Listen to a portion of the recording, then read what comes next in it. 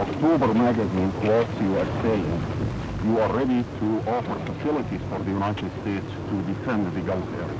Yes, I said this. Have you officially offered these facilities in the form of military bases? Not, it is not military bases.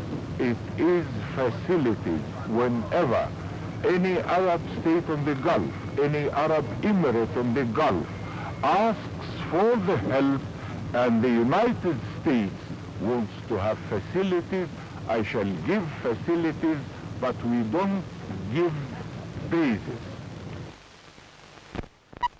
Because of the Soviet aggression, I have asked the United States Senate to defer further consideration of the SALT II Treaty so that the Congress and I can assess Soviet actions and intentions and devote our primary attention to the legislative and other measures required to respond to this crisis. As circumstances change in the future, we will, of course, keep the ratification of SALT II under active review in consultation with the leaders of the Senate. The Soviets must understand our deep concern. We will delay opening of any new American or Soviet consular facilities, and most of the cultural and economic exchanges currently under consideration will be deferred. Trade with the Soviet Union will be severely restricted. I have decided to halt or to reduce exports to the Soviet Union in 3 areas that are particularly important to them. These new policies are being and will be coordinated with those of our allies.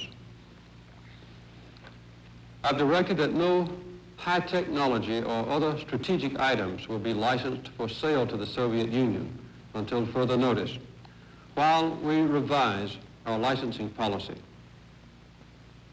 Fishing privileges for the Soviet Union in United States waters will be severely curtailed. The 17 million tons of grain ordered by the Soviet Union, in excess of that amount which we are committed to sell, will not be delivered.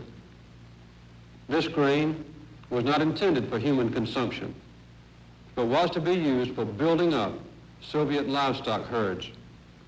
Although the United States would prefer not to withdraw from the Olympic Games scheduled in Moscow this summer, the Soviet Union must realize that its continued aggressive actions will endanger both the participation of athletes and the travel to Moscow by spectators who would normally wish to attend the Olympic Games.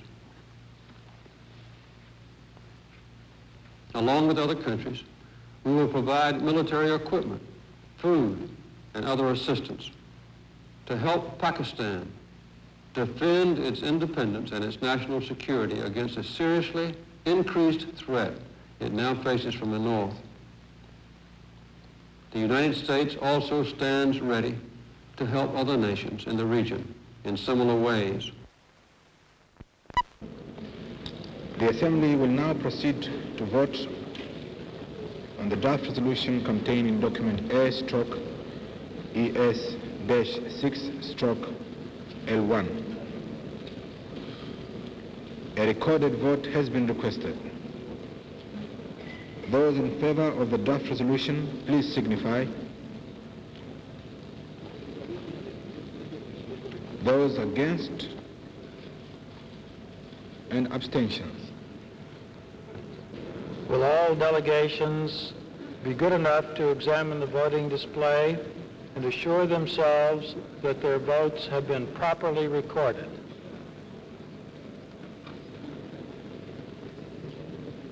That appears to be the case. Therefore, the voting is closed.